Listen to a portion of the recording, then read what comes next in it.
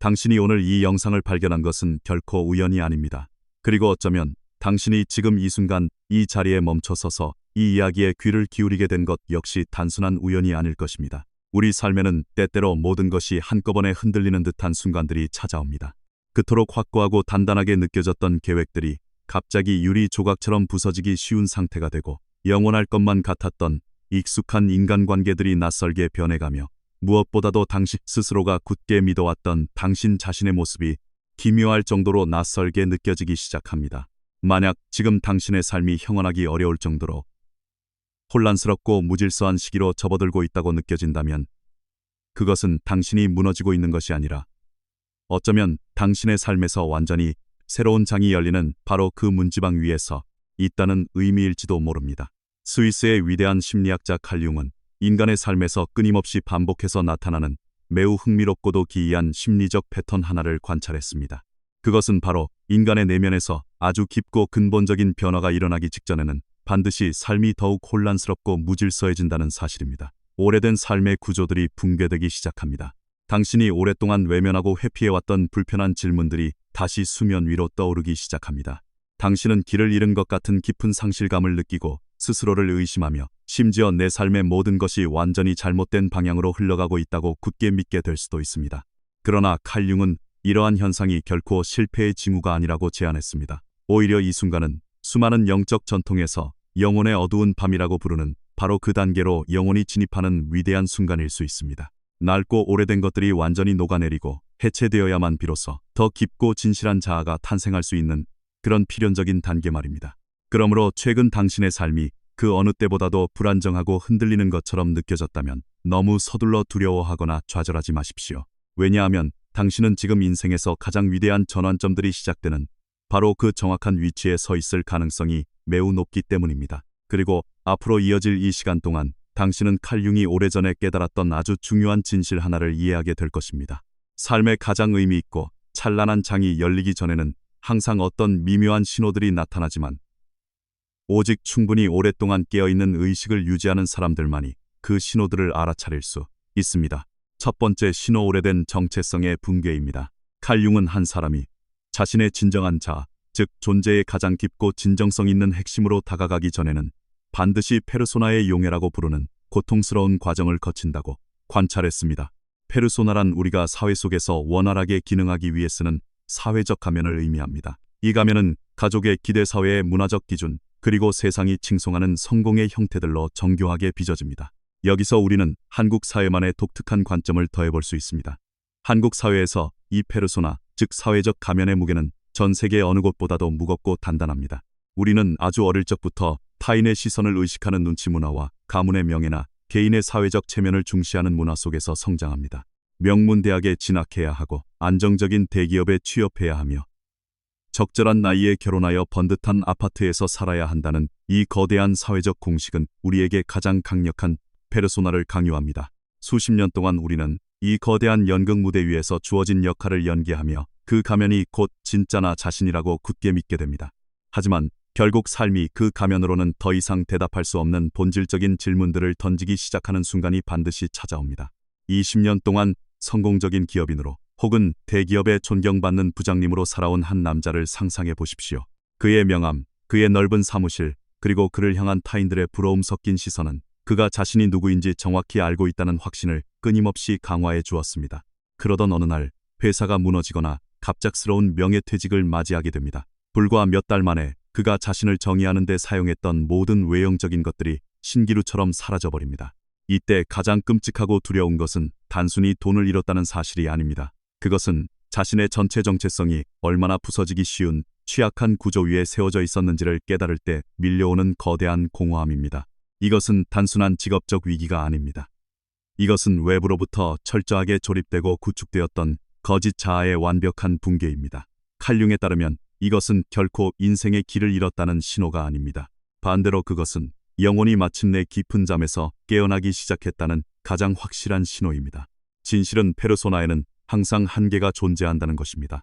페르소나는 우리가 사회에 원만하게 통합되도록 돕지만, 우리가 그 가면에 너무 오래 집착하게 되면 우리는 결국 다른 누군가가 쓴 대본 속의 등장인물로만 살아가게 됩니다. 그리고 마침내 마음의 더 깊은 층이들은 그 거짓된 역할을 더 이상 견디지 못하고 거부하게 됩니다. 융은 언젠가 이렇게 기록했습니다. 사람은 빛나는 인물들을 상상한다고 해서 깨달음을 얻는 것이 아니라 내면의 어둠을 의식화함으로써 깨달음에 이른다. 이 문장은 정체성의 붕괴가 가진 가장 핵심적인 의미를 관통합니다. 당신이 당신 자신의 더 진정성 있고 온전한 버전이 되기 위해서는 반드시 무의식 속에 깊이 묻혀있던 당신의 파편들과 정면으로 마주해야만 합니다. 그리고 이 위대한 과정은 종종 자아의 오래된 구조들이 금이 가고 깨지기 시작할 때 비로소 시작됩니다. 허물을 벗는 뱀을 상상해 보십시오. 전환의 시기에 뱀의 낡은 피부는 너무 꽉 조이고 건조해지며 그 안에서 새롭게 자라난 몸에 더 이상 맞지 않게 됩니다. 그러나 낡은 허물이 벗겨지기 시작할 때 뱀이 즉시 완벽하고 아름다운 새로운 피부를 입고 등장하는 것은 아닙니다. 뱀은 새롭고 연약한 형태가 외부 환경에 적응할 때까지 무방비 상태로 노출되는 짧지만 매우 취약한 시기를 견뎌야 합니다. 우리 인간들 역시 이와 정확히 똑같은 과정을 겪습니다. 낡은 정체성이 무너져 내릴 때 우리는 종종 혼란과 방향 상실, 그리고 깊은 자기 의심의 단계를 통과하게 됩니다. 바로 이것이 수많은 사람들이 내면의 변화 과정을 그토록 격렬하게 저항하는 이유입니다. 그들은 자신을 서서히 고갈시키고 병들게 함에도 불구하고 오래된 직장 과거의 역할, 그리고 익숙했던 자신의 이미지에 필사적으로 매달립니다. 그 이유는 너무나 단순합니다. 낡은 자아는 비록 수많은 한계를 가지고 있다 할지라도 여전히 우리에게 강력한 안전함을 제공하기 때문입니다. 그것은 마치 곳곳이 썩어가는 낡고 오래된 집과 같습니다. 당신은 그 집의 모든 구석구석을 잘 알고 있습니다. 비가 오면 어디서 물이 새는지, 문을 열 때 어떤 소리가 나는지 다 알고 있습니다. 반면 그 익숙한 집을 떠나 한 번도 가본 적 없는 미지의 공간으로 발을 내딛는 것은 언제나 뼈를 깎는 듯한 불편함을 동반합니다. 그러나 융은 바로 이 불편함이야말로 진정한 변형으로 들어가는 유일한 문이라고 믿었습니다. 페르소나가 무너지기 시작할 때 정신의 다른 부분들이 서서히 수면 위로 떠오르기 시작합니다. 한때 억압되거나 철저히 무시되었던 부분들, 까맣게 잊혀졌던 어린 시절의 꿈들, 억눌렸던 감정들, 한 번도 온전히 살아보지 못한 강렬한 욕망들이 바로 그것입니다. 처음에는 그것들이 아주 희미한 속삭임처럼 들리지만 당신이 도망치지 않고 충분히 오랫동안 귀를 기울인다면 당신은 그것들이 매우 중요한 메시지를 담고 있다는 것을 깨닫게 됩니다.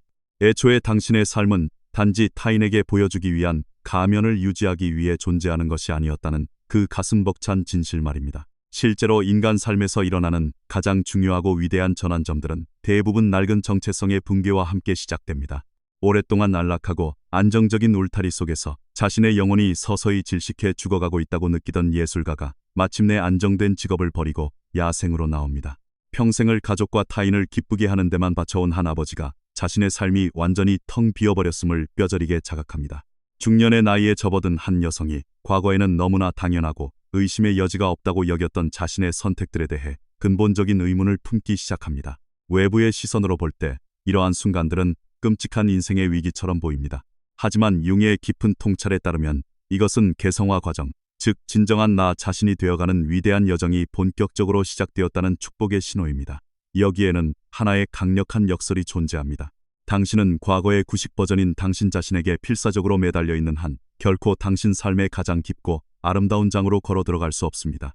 그것은 마치 낡고 부서진 가구들로 가득 찬 방과 같습니다. 그 방에서 낡은 것들을 하나도 치우지 않는다면 새로운 것이 들어올 수 있는 공간은 영원히 존재하지 않을 것입니다. 그래서 오래된 정체성이 금이 가기 시작할 때 우리가 가장 먼저 느끼는 감정은 길을 잃었다는 짙은 상실감입니다.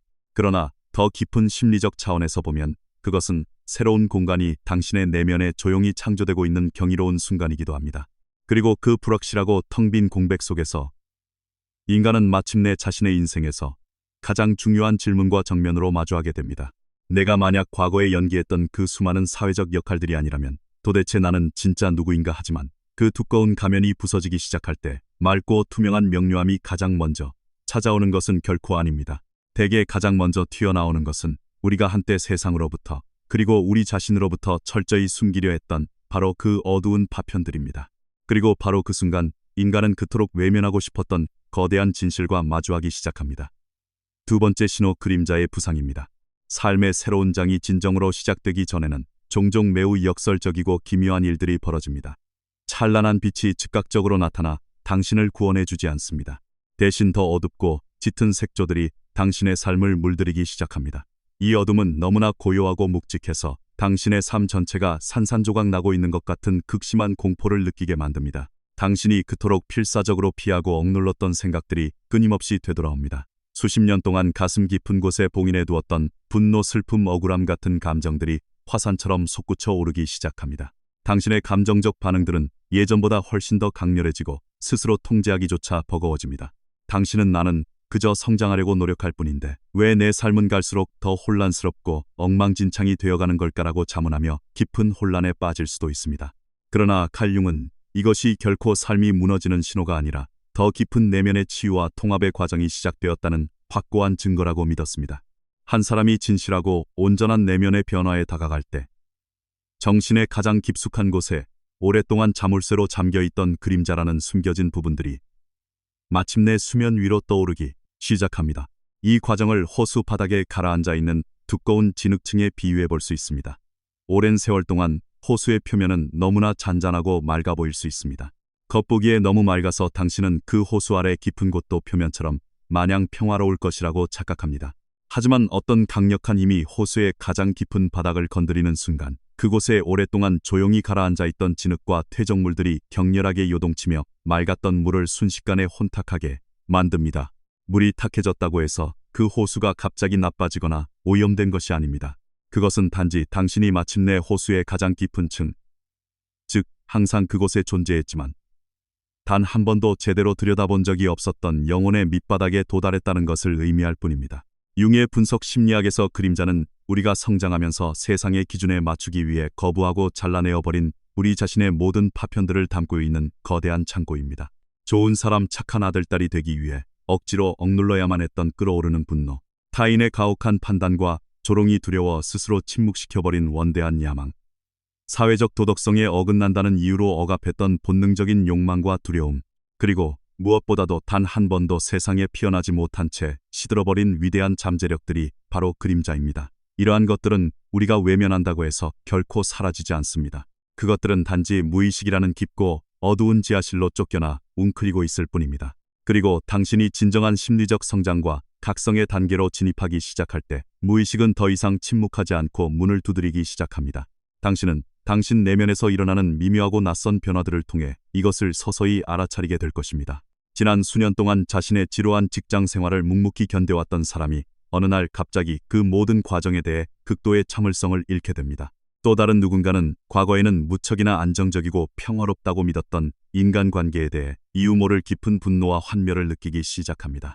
어떤 사람은 겉보기에는 아무런 문제가 없고 심지어 남들이 부러워할 만한 완벽한 삶을 살고 있음에도 불구하고 뼛속까지 시려오는 기이하고 섬뜩한 공허함을 느낍니다.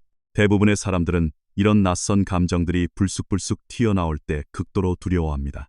그들은 자신이 끔찍하게 부정적인 사람으로 변해가고 있다거나 심지어 자신이 미쳐가며 진짜 자신을 잃어버리고 있다고 생각합니다. 하지만 융은 완전히 반대로 보았습니다. 그는 그림자가 수면 위로 솟구쳐 오르는 바로 그 순간이 한 사람이 자신의 진정한 자아와 가장 가까워지는 성스러운 순간이라고 굳게 믿었습니다. 그림자 안에는 단지 파괴적인 어둠만 존재하는 것이 아닙니다. 그 안에는 사회와 타인이 우리에게 숨기라고 강요했던 우리 내면의 가장 생명력 넘치고 역동적이며 진정성 있는 에너지들이 고스란히 담겨 있습니다. 여기서 다시 한번 한국적인 맥락의 시각을 빌려오자면 우리의 그림자는 종종 한이라는 감정이나 화병의 형태로 나타나기도 합니다. 평생을 순종적이고 싹싹하며 결코 타인과 마찰을 일으키지 않는 착한 콤플렉스에 갇혀 살아온 한 사람을 상상해 보십시오. 다른 사람들의 눈에 그들은 언제나 한결같고 믿음직스러운 바위 같은 존재입니다. 하지만 그들의 깊은 내면에는 오랫동안 억압된 맹렬한 분노, 모든 굴레를 집어던지고 도망치고 싶은 자유에 대한 갈망, 혹은 남들의 시선 따위는 아랑곳하지 않고 오직 자신만의 방식대로 살아가고 싶은 미친 듯한 욕망이 깊이 묻혀 있습니다. 수십 년 동안 그들은 세상으로부터 인정받고 버림받지 않기 위해 이 인위적인 이미지를 필사적으로 유지해왔습니다. 하지만 마침내 그들의 영혼은 숨이 막혀 질식할 것 같은 한계에 다다릅니다. 그들은 사소한 일에도 쉽게 분노를 터뜨리게 되고 자신의 삶을 지탱해온 낡고 숨막히는 구조들로부터 온 힘을 다해 탈옥하고 싶은 거대한 충동에 휩싸이게 됩니다. 외부의 피상적인 시선으로 볼 때 이것은 인생을 망치는 매우 부정적인 변화처럼 보일 수 있습니다. 하지만 진실의 눈으로 보면 이것은 수십 년간 갇혀있던 그림자가 마침내 나를 좀 바라봐달라고 나도 당신의 일부라고 절규하는 생명의 외침입니다. 실제로 그림자의 부상은 내면의 극심한 충돌과 분열을 통해 그 모습을 드러냅니다. 한 사람은 자신의 진부한 삶을 송두리째 바꾸고 싶다는 강렬한 열망에 불타오르면서도 동시에 자신에게 익숙했던 낡은 안전기지를 잃어버릴지도 모른다는 극도의 공포에 사로잡힙니다. 당신 내면의 한 부분은 익숙하고 안전한 안락지대를 벗어나 광활한 미지의 세계로 당당히 걸어나가고 싶어 하지만 동시에 다른 한 부분은 끊임없이 당신의 발목을 잡고 과거의 익숙한 고통 속으로 당신을 끌어내리려 합니다. 이 팽팽하고 숨막히는 긴장감은 마치 한 사람의 마음속에 완전히 다른 두 명의 인격이 살면서 전쟁을 치르는 듯한 끔찍한 기분을 만들어냅니다. 수많은 사람들이 이 고통스러운 단계를 인생의 치명적인 위기나 정신적 붕괴로 심각하게 오해합니다. 하지만 융의 통찰에 따르면 이것은 당신의 영혼 내부에 굳게 닫혀있던 어두운 방의 문을 마침내 활짝 열어젖히는 거룩한 행위입니다. 오랫동안 닫혀있던 어두운 방에 갑자기 눈부신 빛이 쏟아져 들어올 때 공기 중에 떠다니는 수많은 먼지들과 엉망으로 흩어진 물건들이 순식간에 눈에 띄게 됩니다. 빛이 들어온 그 순간 방이 갑자기 더러워진 것이 아닙니다. 당신은 그저 오랫동안 방치되었던 그 방의 진짜 상태를 생전 처음으로 똑똑히 직시하게 된 것뿐입니다.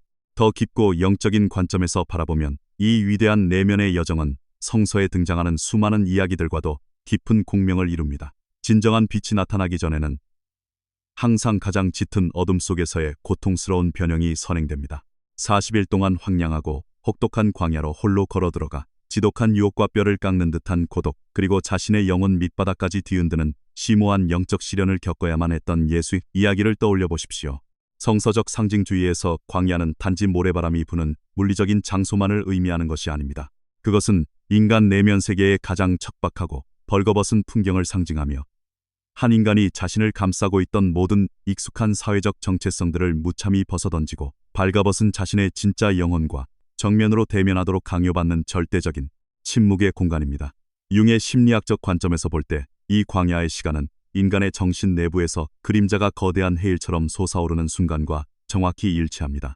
영혼의 가장 깊고 은밀한 부분들이 시험대에 오르고 낱낱이 파헤쳐지는 시련의 기간입니다. 그리고 수많은 성서 속의 위대한 인물들이 혹독한 광야를 통과한 후에야 비로소 자신들의 진정한 소명과 신성한 목적을 발견했던 것처럼 현대의 우리들 역시 자기 마음속의 짙 어둠과 두려움을 두 발로 직접 걸어서 통과한 후에야 비로소 자신의 가장 진정성 있는 진짜 자아를 발견하게 됩니다. 이러한 현상은 인생의 중대한 진로 변경이나 직업적 전환기를 맞이한 사람들에게서 아주 명확한 예시로 나타납니다. 어떤 사람은 매우 안정적이고 남들이 부러워할 만한 성공적인 직장에서 수년 동안 성실하게 일해왔을 수 있습니다. 그러나 마음 깊은 곳에서부터 그들은 자신의 삶이 생명력과 의미를 완전히 상실해버렸다는 것을 서서히 느끼기 시작합니다. 처음에는 그저 가슴 한구석이 꽉 막힌 듯한 막연하고 설명하기 어려운 불편함으로 시작됩니다. 하지만 시간이 지날수록 그것은 걷잡을 수 없는 초조함과 불안으로 커지고 마침내 자신의 모든 것에 대한 깊은 환멸과 불만족으로 폭발합니다. 그들은 자신의 일, 자신이 맺고 있는 인간관계, 심지어 지금까지 자신이 되어온 자신의 모습, 그 자체까지 삶의 모든 것을 철저하게 의심하고 해체하기 시작합니다. 그들이 미처 깨닫지 못하는 사실은 바로 그들의 그림자가 필사적으로 구조 요청의 메시지를 보내고 있다는 것입니다. 그들의 내면에 존재했던 창조적이고 반항적이며 자유를 미친 듯이 갈망하던 야생의 파편들이 사회적 체면과 책임감이라는 무거운 돌에 짓눌려 너무 오랫동안 생매장되어 있었고, 이제 그것들이 어떻게든 살아남기 위해 수면 위로 처절하게 기어 올라오고 있는 것입니다. 이 단계가 그토록 견디기 힘든 이유는 그림자는 결코 이성적이고 명확한 언어로 우리에게 말하지 않기 때문입니다. 그림자는 오직 통제할 수 없는 강력하고 원초적인 감정 기괴하고 섬뜩한 꿈, 그리고 우리 스스로도 도저히 이해할 수 없는 충동적인 반응들을 통해서만 자신을 드러냅니다.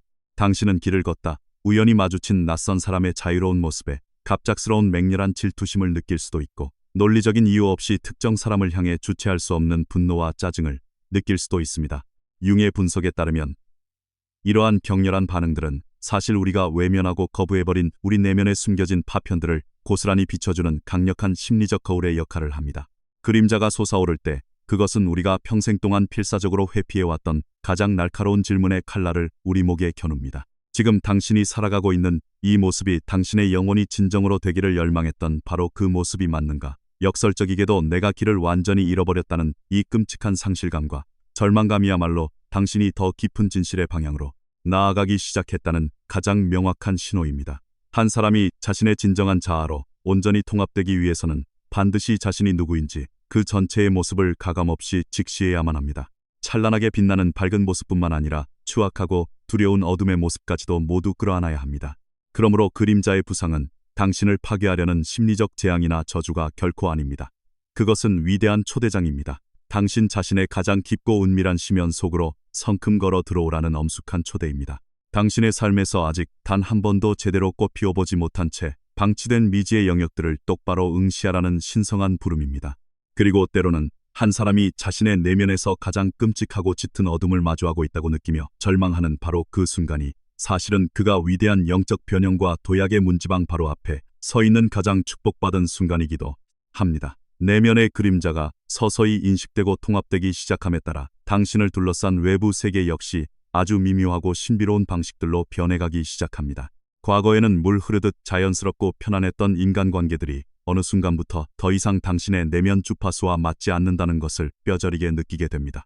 사람들과 나누는 일상적인 대화들이 끔찍하게 피상적이고 무의미하게 느껴지기 시작합니다. 한때 당신에게 든든한 소속감을 주었던 익숙한 장소와 모임들이 갑자기 아득히 먼 외계의 행성처럼 낯설고 차갑게 다가옵니다. 그리고 사람과 세상으로부터 멀어지는 그 점진적이고 쓸쓸한 거리감 속에서 당신의 삶에는 또 다른 위대한 무대가 조용히 펼쳐지기 시작합니다.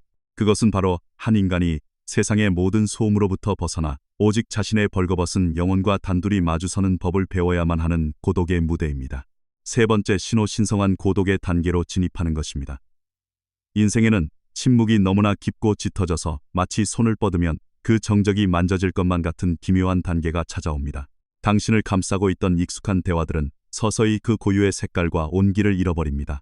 한때 당신에게 확고한 소속감과 안정감을 주었던 장소들이 갑자기 당신을 밀어내는 듯한 낯선 이질감으로 다가옵니다. 그리고 여기서 가장 기이한 사실은 실제로 당신의 곁을 떠난 사람은 아무도 없다는 것입니다. 물리적으로 당신은 여전히 사람들에 둘러싸여 있지만 당신은 마치 붐비는 세상 한가운데서 홀로 무인도에 남겨진 것 같은 뼛속까지 시려오는 철저한 고립감을 경험하게 됩니다. 수많은 사람들은 이 시기를 겪을 때 이것이 자신이 인생의 낙오자가 되었다는 신호이거나 돌이킬 수 없는 상실의 증거이거나 삶이 정상적인 궤도에서 완전히 이탈해버렸다는 끔찍한 징조라고 착각하며 두려움에 떱니다. 하지만 칼융의 심오한 시각에서 바라볼 때 이 시기는 심리적 진화의 여정에서 매우 특별하고 신성한 순간입니다. 이 순간은 한 사람이 신성한 고독이라고 부를 수 있는 삶의 가장 깊고 영적인 단계로 진입하기 시작했음을 알리는 위대한 팡파르와도 같습니다. 이 신성한 고독은 세상으로부터 비참하게 버림받았을 때 느끼는 외로움과는 근본적으로 그 결이 완전히 다릅니다. 타인으로부터 버림받았다는 감정은 우리의 영혼을 위축시키고 쪼그라들게 만듭니다. 그것은 우리의 마음을 비참한 공포와 세상을 향한 원망, 그리고 자기 연민으로 가득 채웁니다. 그러나 신성한 고독은 전혀 다른 차원의 기운을 품고 있습니다. 그것은 마치 세상의 얄팍한 소음과 도시의 매연이 결코 닿을 수 없는 아득히 깊고 고요한 원시의 숲속으로 혼자 걸어 들어가는 것과 같습니다. 처음 이 숲에 들어섰을 때 그 거대한 침묵은 당신을 숨막히게 할 정도로 불편하고 두렵게 만듭니다. 당신은 당장이라도 이어폰을 꽂고 음악을 틀거나 누군가에게 전화를 걸거나 어떤 방식이든 익숙한 세상의 소음을 끌어들여 이 정적을 깨뜨려버리고 싶은 미친 듯한 충동에 시달립니다. 하지만 당신이 도망치지 않고 그 고요함 속에서 충분히 오랫동안 버티고 머무른다면 당신은 마침내 그동안 듣지 못했던 훨씬 더 미묘하고 깊은 소리들을 듣기 시작합니다. 마른 나무잎이 땅에 떨어지는 소리바람이 거대한 나무 기둥들을 스치며 지나가는 소리, 그리고 무엇보다도 대지 위를 걷고 있는 당신 자신의 발소리와 심장 박동 소리를 말입니다. 융의 심리학에서 이것은 한 사람이 타인의 목소리가 아닌 마침내 자기 자신 영혼의 가장 깊은 층위에서 울려 퍼지는 내면의 목소리를 듣기 시작하는 경이로운 순간입니다. 융은 인간의 삶에서 거대한 질적 변형이 일어나기 직전에는 외부의 승인과 타인의 평가에 더 이상 의존할 수 없는 철저한 내면의 풍경을 반드시 통과해야만 한다고 관찰했습니다. 오랫동안 당신을 지배해왔던 사회적 역할, 익숙했던 타인의 기대, 가족이나 공동체 친구들의 조언과 목소리가 서서히 그 절대적인 권위와 힘을 상실해갑니다. 그것은 타인들이 당신의 삶에서 물리적으로 사라졌기 때문이 아닙니다. 그것은 당신의 내면 깊은 곳에서 기존의 것들을 압도하는 완전히 새로운 무언가가 강력하게 깨어나고 있기 때문입니다. 외부의 소음보다 훨씬 더 고요하지만 당신의 존재 전체를 뒤흔들 만큼 강력한 영혼의 부름이 마침내 수면 위로 떠오르기 시작한 것입니다. 우리 한국 사회의 풍경을 잠시 떠올려 봅시다. 평생을 부모님의 기대와 사회가 정해둔 완벽한 정답에 맞추어 살아온 한 사람을 생각해 보십시오. 그들은 유망하다는 전공을 선택하고 남들이 부러워할 만한 번듯하고 안전한 직장에 들어가며 주변의 모든 사람들이 합리적이고 훌륭하다고 박수치는 그런 삶의 구조를 성실하게 구축했습니다. 그들은 한국 사회 특유의 우리라는 집단주의 속에서 한 번도 무리를 이탈해 본 적이 없습니다. 그러던 어느 날 그들은 도저히 어떤 단어로도 설명할 수 없는 기괴한 공허함이 자신의 뼛속까지 스며드는 것을 느낍니다. 그들에게는 여전히 주말마다 만나는 친구들이 있습니다. 아침마다 출근할 번듯한 직장이 있습니다. 매일매일 사람들과 웃으며 일상적인 대화를 나눕니다. 그러나 내면 가장 깊은 곳에서는 그 어떤 것도 더 이상 자신의 진실과 어긋나고 엇박자를 내고 있다는 것을 피할 수 없게 됩니다. 그들은 이제 점점 더 혼자만의 고요한 시간을 갈망하기 시작합니다. 영혼을 소모시키는 무의미한 회식 자리나 친목 모임을 정중하게 거절하기 시작합니다. 늦은 저녁 아무도 없는 텅 빈 거리를 홀로 걷거나 과거에는 단 한 번도 관심을 두지 않았던 철학책이나 시집을 조용히 펼쳐들거나 혹은 그저 몇 시간 동안 멍하니 앉아 자신의 지나온 삶을 처절하게 돌아보며 생각에 잠기기 시작합니다. 외부 사람들의 눈에, 특히 항상 무리지어 어울리는 것을 중시하는 사회의 눈에 이러한 행동은 우울증이나 사회적 도피 혹은 은둔처럼 보일 수 있습니다. 오연한 심리적인 관점에서 볼 때 이것은 영혼이 다음 단계로 넘어가기 위해 번데기 속으로 들어가는 매우 깊고 치열한 내적 성숙의 징후입니다. 칼 융은 언젠가 뼈를 때리는 이런 말을 남겼습니다. 외로움이란 당신의 주변에 사람이 없어서 생기는 것이 아니다. 그것은 당신의 내면에서 가장 중요하게 느껴지는 진실들을 타인과 소통할 수 없을 때 발생한다. 이 문장은 인간 경험의 가장 고통스럽고도 본질적인 핵심을 날카롭게 찌릅니다. 우리는 주위에 사람이 없어서 외로운 것이 아닙니다. 오히려 수많은 군중 속에 있을 때 그 고독은 더욱 뼈저리게 다가옵니다. 우리가 진정으로 외로운 이유는 우리 영혼 내부에서 일어나고 있는 이 거대한 지각 변동과 심오한 변화들이 너무나 깊고 압도적이어서 세상의 평범하고 일상적인 대화로는 도저히 담아내거나 표현할 수 없게 되었기 때문입니다. 마음의 차원이 의미의 새로운 지층으로 이동하기 시작할 때 과거의 얄팍한 연결 방식들은 더 이상 그 거대한 변화의 무게를 지탱할 수 없게 됩니다. 이 고통스러운 단계에서 많은 사람들은 밀려오는 고독을 견디지 못하고 도망치려 발버둥칩니다. 그들은 자신의 내면에 뚫린 거대한 구멍을 쳐다보지 않기 위해 스케줄을 끊임없는 약속들로 빽빽하게 채워넣습니다. 소셜미디어의 끊임없는 피드 속에 자신을 마취시키거나 넷플릭스나 게임 같은 자극적인 엔터테인먼트에 중독되거나 워커홀릭처럼 일에 미친 듯이 매달리거나 혹은 텅 빈 마음을 채워줄 의미 없는 새로운 관계들을 쫓아다닙니다. 그러나 융은 만약 한 사람이 자신의 내면이 요구하는 이 엄숙한 침묵의 시간으로부터 계속해서 도망친다면 그는 영원히 성장할 수 있는 가장 중요하고 결정적인 기회를 영원히 놓쳐버리게 될 것이라고 경고했습니다. 신성한 고독은 마치 암실과 같습니다. 외부의 빛이 모두 차단된 그 어두운 방 안에서만 당신은 비로소 당신 자신만의 빛이 현상되는 것을 볼 수 있습니다. 바깥 세상의 시끄러운 소음이 완전히 잦아들 때 당신의 영혼은 가장 본질적이고 두려운 질문들을 던지기 시작합니다. 당신은 진정으로 무엇을 원하는가? 당신의 심장을 다시 뛰게 하고 당신을 살아있게 만드는 것은 도대체 무엇인가? 지금 당신의 삶을 채우고 있는 것들 중 오직 과거의 타성타인의 기대 혹은 변화에 대한 비겁한 두려움 때문에 억지로 쥐고 있는 것은 무엇인가? 이러한 거대한 질문들은 삶이 너무 시끄럽고 분주할 때는 결코 수면 위로 떠오르지 않습니다. 오직 한 사람이 자신의 마음과 단둘이 마주 앉아 짙은 어둠을 견뎌낼 만큼 충분히 용감해질 때만 비로소 그 모습을 드러냅니다. 역사적으로 수많은 위대한 창조자들, 사상가들, 예술가들의 삶을 들여다보면 그들이 인생의 가장 위대한 전환점이나 혁명적인 도약을 맞이하기 직전에 어김없이 극심한 고립과 철저한 고독의 시기를 겪었다는 매우 흥미로운 사실을 발견할 수 있습니다. 위대한 작가들, 화가들, 그리고 과학자들은 종종 일정 기간 동안 세상으로부터 완전히 모습을 감추고 스스로를 유폐시켰습니다. 그것은 그들이 사람들을 혐오하거나 세상이 싫어서가 아니었습니다. 그것은 그들의 뇌와 영혼이 기존의 낡은 틀을 모두 부수고 완전히 새로운 차원으로 자신을 재조직하기 위해 방해받지 않는 광활한 공간과 절대적인 침묵을 절박하게 필요로 했기 때문입니다. 단단한 씨앗이 싹을 틔우기 위해서는 화려한 햇빛 아래가 아니라 반드시 춥고 어두운 흙 속의 시간을 견뎌야 하는 것처럼 인간 역시 삶의 새로운 장을 맞이하기 위해서는 영혼의 깊고 어두운 침묵 속에 머무는 시간이 절대적으로 필요합니다. 1665년 끔찍한 흑사병이 영국 전역을 휩쓸며 수많은 목숨을 앗아갈 때 케임브리지 대학교는 전염병을 막기 위해 무기한 휴교령을 내렸습니다. 당시 평범하고 젊은 학생에 불과했던 아이작 뉴턴은 화려한 대학의 학문적 환경을 뒤로하고 시골에 있는 가족의 고향 집으로 쫓기듯 돌아가야만 했습니다. 그곳에서 그는 무려 2년에 가까운 기나긴 시간 동안 학계의 모든 지적 자극과 교류로부터 철저하게 단절된 채 거의 완벽한 고립 속에서 살아갔습니다. 그 시골 마을에는 화려한 강의실도 영감을 주는 교수들도 치열한 과학적 논쟁을 벌일 동료들도 전혀 존재하지 않았습니다. 오직 시골의 적막한 고요함과 텅 빈 방 안에서의 끝없는 사색, 그리고 그 어떤 외부의 방해도 받지 않는 완전히 자유로운 마음만이 존재할 뿐이었습니다. 그러나 인류 역사상 가장 위대한 반전은 바로 이 철저한 고립의 시간 속에서 일어났습니다. 뉴턴은 이 고독의 기간 동안 현대 수학의 기초가 된 미적분학의 토대를 세웠고 광학의 근본적인 원리를 발견했으며 우주의 비밀을 푸는 만유인력의 법칙을 완성했습니다. 훗날 과학 역사가들은 이 놀랍고도 경이로운 고독의 시기를 가리켜 기적의 해라고 부르며 찬사를 보냅니다. 여기서 우리가 진정으로 주목해야 할 놀라운 사실은 이러한 인류 역사를 뒤바꾼 혁명적인 통찰과 발견들이 활기차고 시끄러운 과학계의 중심부가 아니라 오직 철저한 고독과 침묵 속에서만 탄생했다는 것입니다.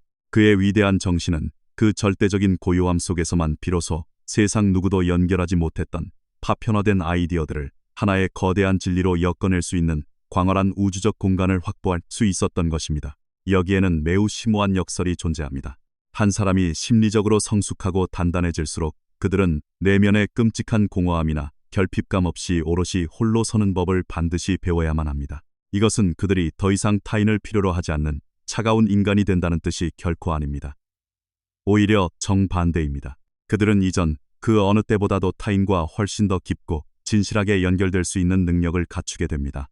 그러나 그 새로운 연결은 더 이상 외톨이가 될지도 모른다는 유치한 두려움이나 결핍을 채우려는 집착에서 비롯되지 않습니다. 그것은 오직 내면이 꽉 찬 충만함과 온전한 두 인격체의 자유로운 교감에서 피어납니다. 당신이 당신에게 찾아온 이 신성한 고독을 회피하지 않고 기꺼이 껴안을 때 당신은 비로소 홀로 있는 시간이 그저 무언가로 다급하게 채워 넣어야 할 무의미한 텅 빈 공간이 아니라는 것을 깊이 깨닫게 됩니다. 그것은 오히려 당신이 무릎을 꿇고 경건하게 귀를 기울여야 할 신성한 내면의 성소입니다. 그 깊고 거룩한 정적 속에서 과거에는 소음에 묻혀 들리지 않았던 날카로운 직관들이 별빛처럼 반짝이기 시작합니다. 당신은 지금까지 달려온 당신의 삶 전체를 마치 낯선 타인의 삶을 보듯 완전히 새로운 눈으로 조망하게 됩니다. 과거에는 너무나 당연하고 유일한 정답이라고 여겼던 삶의 결정들이 사실은 얼마나 빈약한 근거 위에 서 있었는지를 깨닫고 의문을 제기하게 됩니다. 그리고 두꺼운 습관의 먼지 아래 오랫동안 묻혀 숨 쉬지 못했던 수많은 새로운 가능성들이 서서히 그 찬란한 모습을 드러내기 시작합니다. 바로 이것이 신성한 고독의 단계가 항상 인생의 가장 위대하고 중요한 장이 열리기 직전에 어김없이 나타나는 이유입니다. 한 사람이 껍데기를 버리고 더 진정성 있는 진짜 삶으로 발을 내딛기 위해서는 세상이 부여한 이름표와 소음들이 자신을 정의하도록 내버려 두지 않고도 굳건히 존재할 수 있는 법을 배워야만 합니다. 그들은 낡은 과거의 자신에게는 더 이상 속하지 않지만 그렇다고 새로운 자신의 모습으로도 아직 완전히 들어서지 못한 그 텅 비고 불안한 진공의 시간을 반드시 맨몸으로 통과해야만 합니다. 양쪽 모두에 속하지 않는 이 경계선의 시간은 당신을 뼛속까지 길 잃은 것처럼 느끼게 만들 수 있습니다. 하지만 융의 지혜로운 눈을 통해 바라볼 때 그것은 결코 길을 잃은 절망의 상태가 아닙니다. 그것은 위대한 문지방입니다. 한 사람이 외부로 향하던 모든 안테나를 거두어들여 내면으로 깊이 향하고 자신의 가장 밑바닥에서 들려오는 목소리에 더 깊이 귀를 기울이며 완전히 새로운 형태의 자아로 다시 태어나기 위해 준비하는 성스러운 전원의 공간입니다. 그리고 먼 훗날 당신이 마침내 진정한 당신 자신이 되어 과거를 되돌아보았을 때 당신은 눈물을 흘리며 이 위대한 진실을 깨닫게 될 것입니다. 내 인생에서 가장 뼈저리게 고독하고 외로웠던 바로 그 시간이 사실은 내 영혼이 구원받고 내 삶이 가장 아름다운 방향으로 조용히 변화하기 시작한 가장 위대한 축복의 순간이었다는 것을 말입니다. 그러나 이 신성한 고독이 여정의 끝은 결코 아닙니다. 그것은 오히려 더 깊은 심리적 해답들이 모습을 드러내기 전 심오하고 묵직한 질문들이 영혼 안에서 형성되기 시작하는 중간 지대의 풍경에 가깝습니다. 그리고 바로 이 지점에서 인간은 어둠을 마주하는 것보다 훨씬 더 혹독하고 어려운 과제를 하나 더 배워야만 합니다. 그것은 바로 이 길이 도대체 어디로 이어질지 전혀 알지 못하는 칠흑 같은 불확실성 속에서도 멈추지 않고 계속해서 한 걸음씩 앞으로 걸어가는 법을 배우는 것입니다.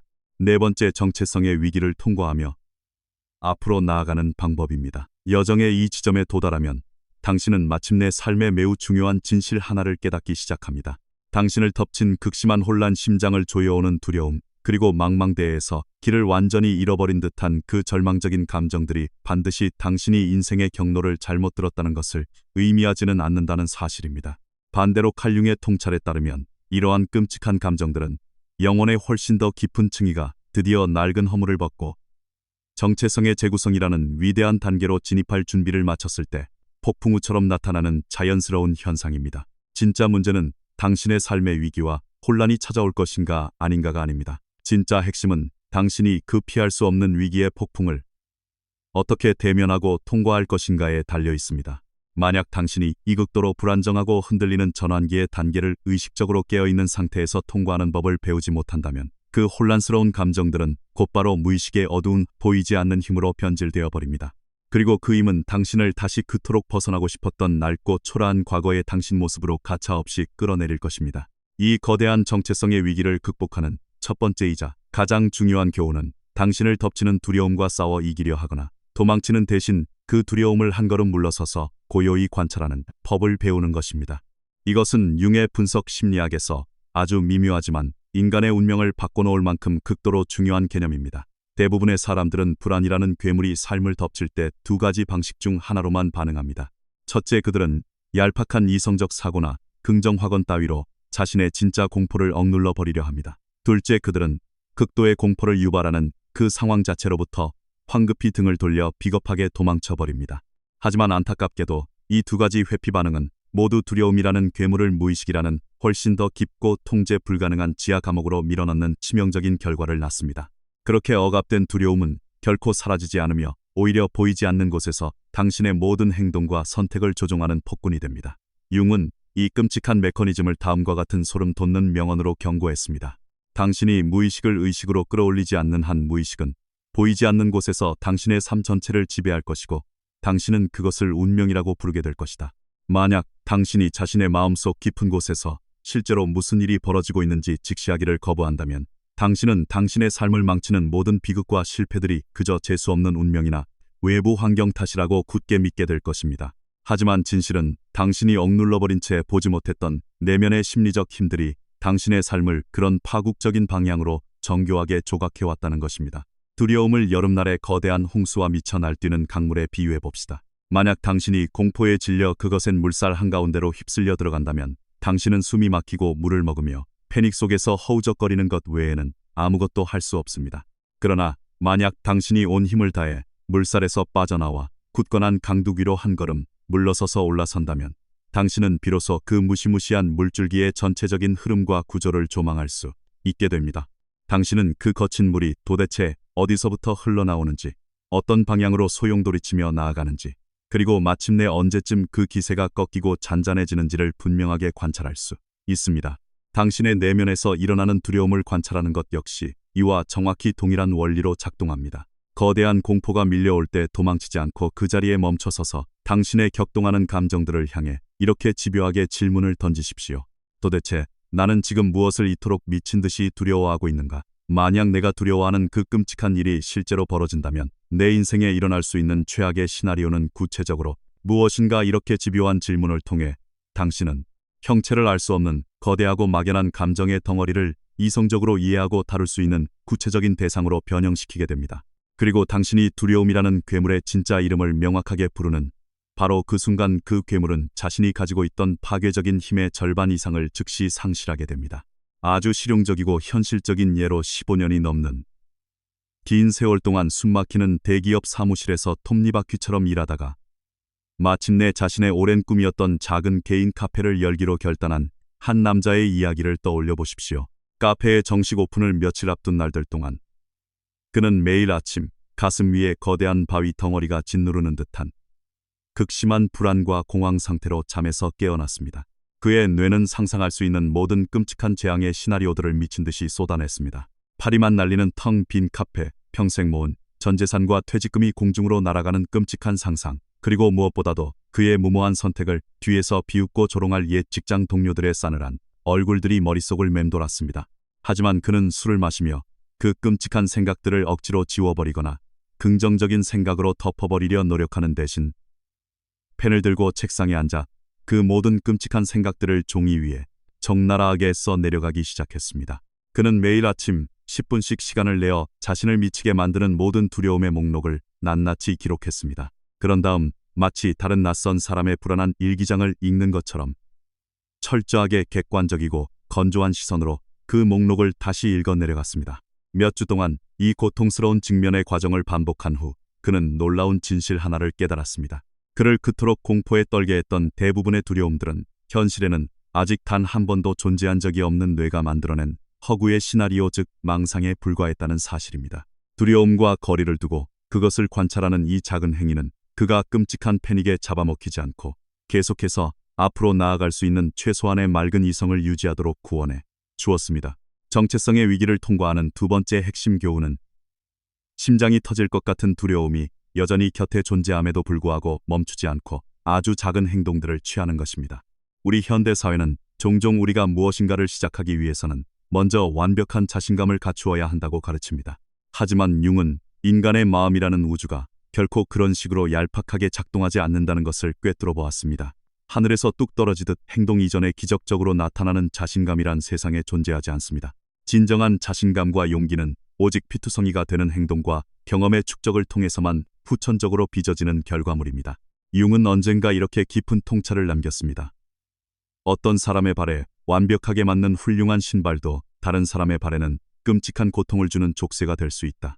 이 세상의 모든 사람의 경우에 완벽하게 들어맞는 삶의 보편적이고 유일한 정답이나 공식 따위는 존재하지 않는다. 그렇습니다. 의미 있고 충만한 삶을 살아내기 위한 완벽하게 재단된 공식은 어디에도 없습니다.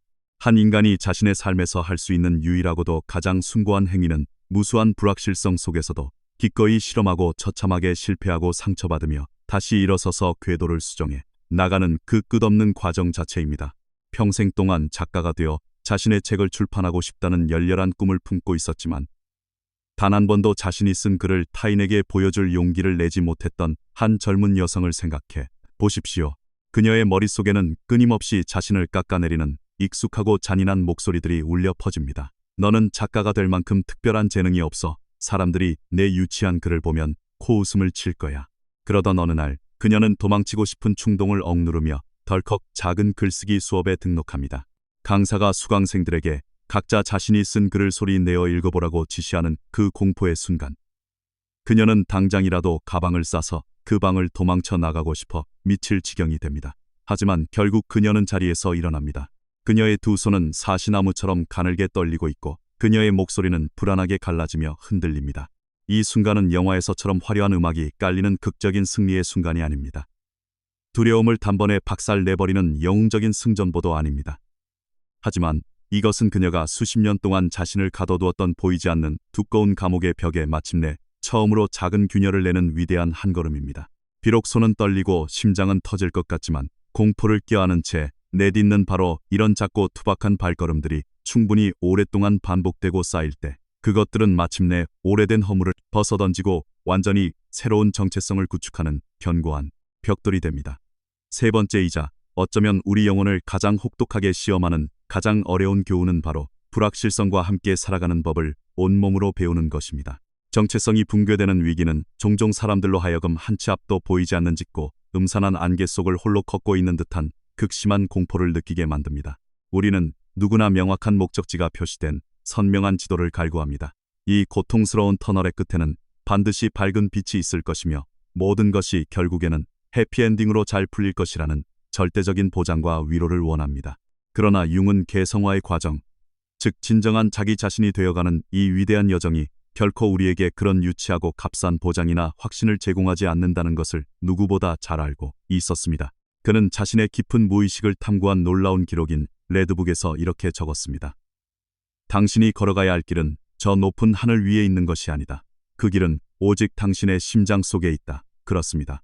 당신이 찾아 헤매는 진정한 삶의 길은 외부 세계의 어딘가에 이미 완성된 채로 당신을 기다리고 있는 것이 아닙니다. 그 길은 오직 당신이 칠흑 같은 어둠 속에서도 자신의 내면에서 들려오는 미세한 목소리에 귀를 기울이며 떨리는 발을 한 걸음 앞으로 내디딜 때마다 비로소 허공에서 창조되고 형성되는 것입니다. 15년이 넘는 세월 동안 거대한 기업의 조직 부품이자 관리자로 살아온 한 중년 남성은 어느 날 자신의 삶이 완전히 빛을 잃고 잿빛으로 변해버렸다는 끔찍한 자각에 휩싸였습니다. 그는 오랜 번뇌 끝에 그 안정적이고 윤택한 궤도를 과감히 이탈하여 명상과 내면의 평화를 가르치는 완전히 낯선 길로 뛰어들었습니다.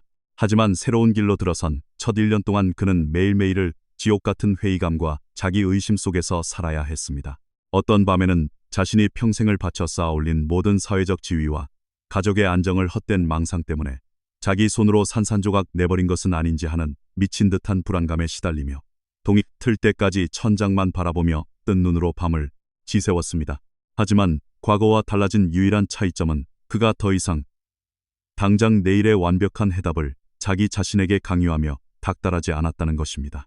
그 대신 그는 하루하루 그저 묵묵히 걸어나갔습니다. 끝없는 불확실성과 한치 앞을 알 수 없는 막막함조차도 이 위대한 여정에 피할 수 없는 오히려 가장 필수적인 일부분이라는 것을 고통스럽지만 기꺼이 받아들인 것입니다. 정답을 당장 알지 못하는 그 극심한 심리적 고통과 불안을 견뎌내는 능력 안에서 완전히 새로운 종류의 거대하고 단단한 심리적 근력이 자라나기 시작합니다. 한국 사회 특유의 실패를 결코 용납하지 않고 단 한 번의 실수로 벼랑 끝으로 내몰린다는 그 끔찍한 공포감을 떠올려 보십시오. 우리 사회에서는 잠시 길을 잃거나 방황하는 것조차 엄청난 죄악으로 여겨집니다. 하지만 진정한 심리적 성숙은 바로 그 실패에 대한 두려움을 끌어안는 데서 나옵니다. 우리는 종종 완벽하게 둥글지 않지만 그 자체로 숨막히는 아름다움을 뿜어내는 한국의 전통 다랑아리처럼 우리 인생 역시 완벽한 대칭이나 정답이 없어도 그 자체로 온전할 수 있다는 것을 배워야 합니다.